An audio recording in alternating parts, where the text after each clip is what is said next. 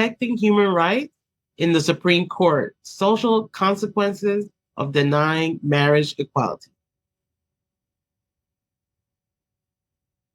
Hello, I'm Jessica Atkinson. I'm a professional project management expert. I'm also working change management and Scrum. I'm the CEO for the WILB effect. I am Litza Christina Bodden. I'm a licensed professional counselor supervisor, CEO of Shining Lights Counseling, LLC. So we want to start off our presentation with at least introducing ourselves a little bit and telling you a little bit about ourselves.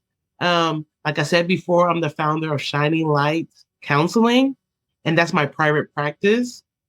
I'm a licensed professional counselor supervisor for 11 years, international public speaker, educator, and self-care coach. I'm a member of the WILB Effect Board of Directors. Some facts about me is that I was born in the beautiful country where you're having this lovely presentation at, the Republic of Panama. And I am a member of Zeta Phi Beta Sorority Incorporated, and I am part of their mental health initiative, which is called Zeta Sings the Blues. And so these are pictures of our lovely family. And my sister's also a mental health therapist. And the picture in the corner is me when I was, I believe, 6 years old. And I have my pollera on, which is the national Panamanian dress.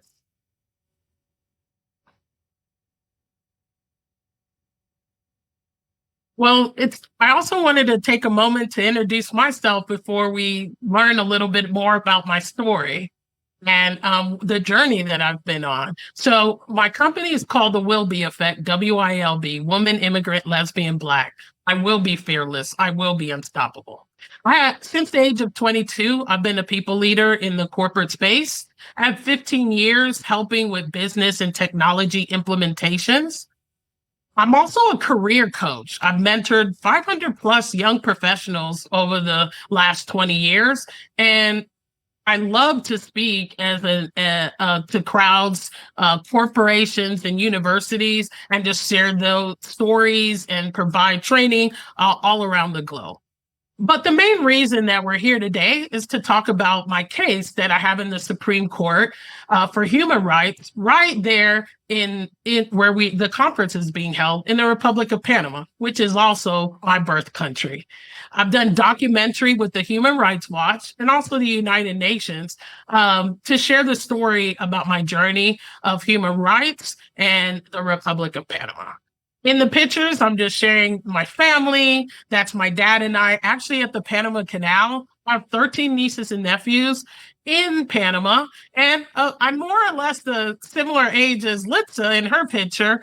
Right there, a picture of me in Texas. I'm actually living now in the US. So let's go ahead and jump into the things.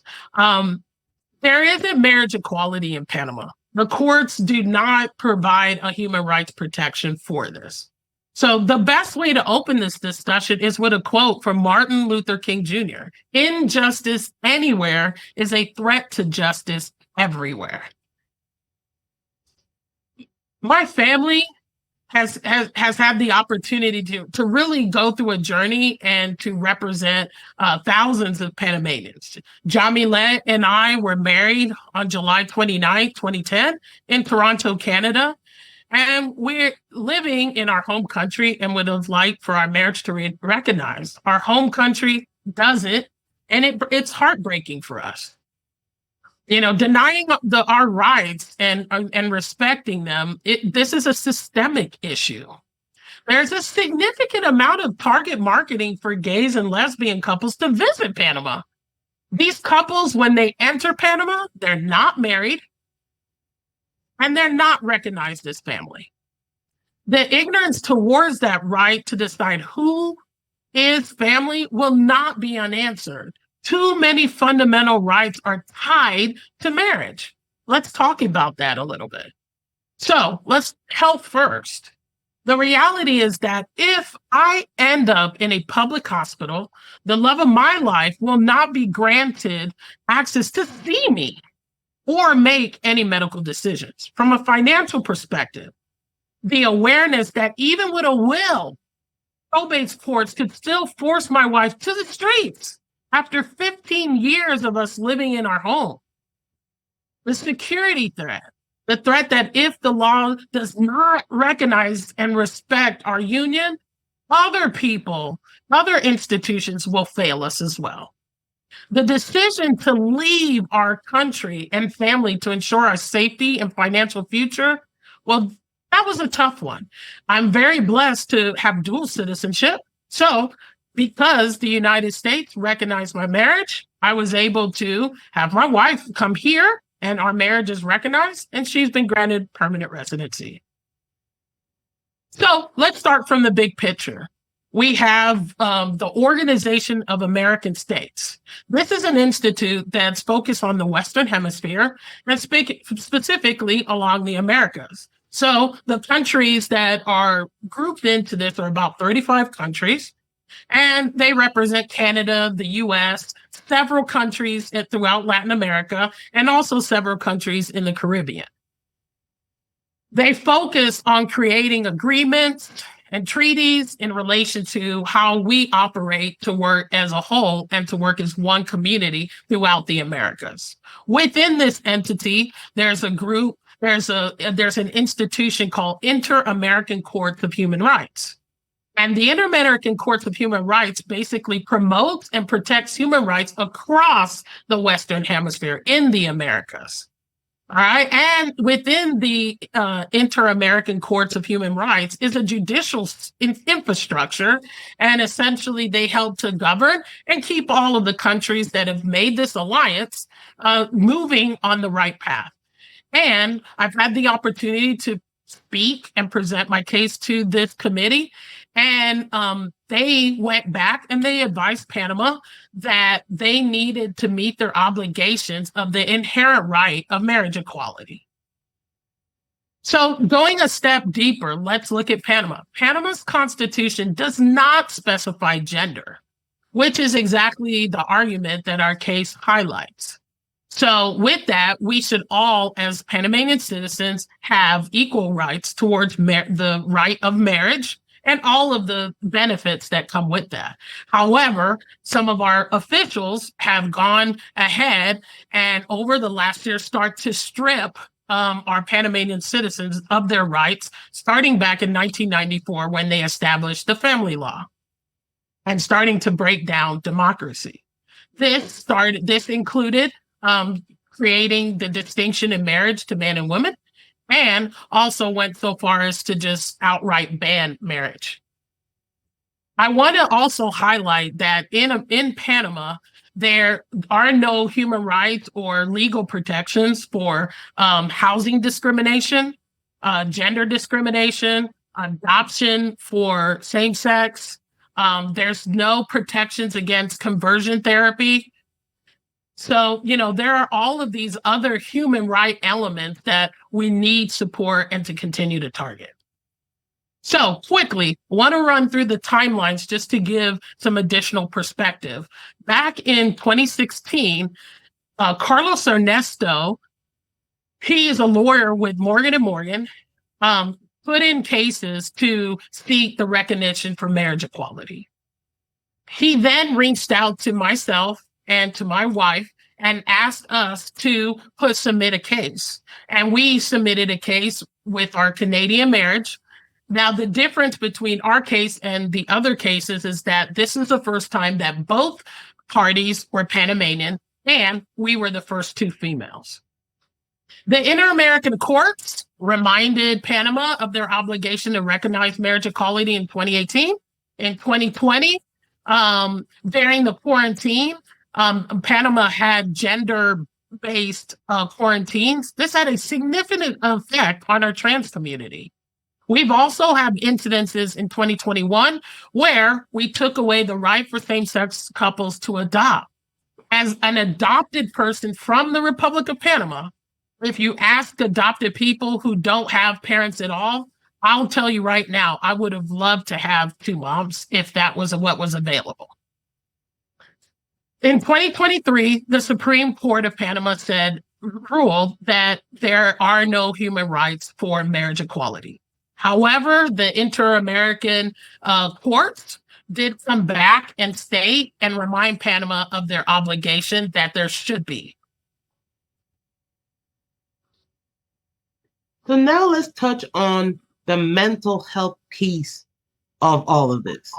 The personal accounts shared by Jessica serves as a heartfelt example of the challenges faced by LGBTQ plus individuals due to marriage inequality. The constant fear of discrimination and rejection can lead to chronic stress, increasing feelings of shame and self-doubt, as well as internalized homophobia.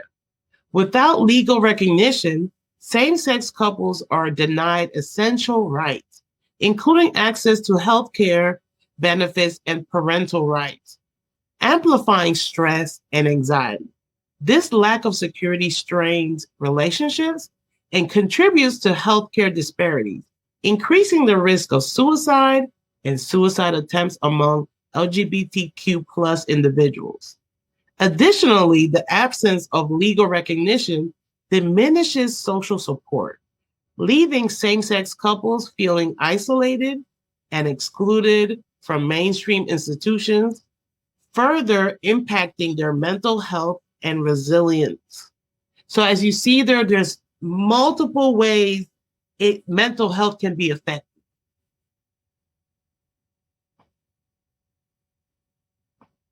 Now, here are some stats.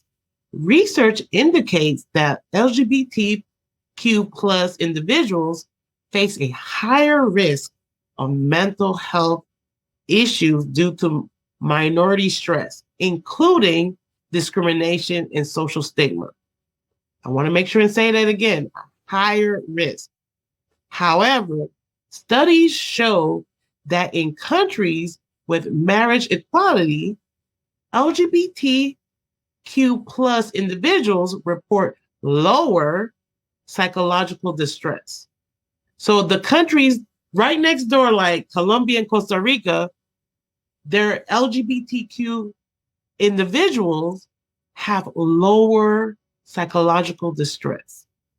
Policies supporting marriage equality are linked to improved mental health outcomes, including reduced rates of mood disorders and psychiatric hospitalization. Furthermore, the lack of legal recognition and societal support for same-sex relationships can contribute to relationship distress and dissolution, worsening mental health for those individuals.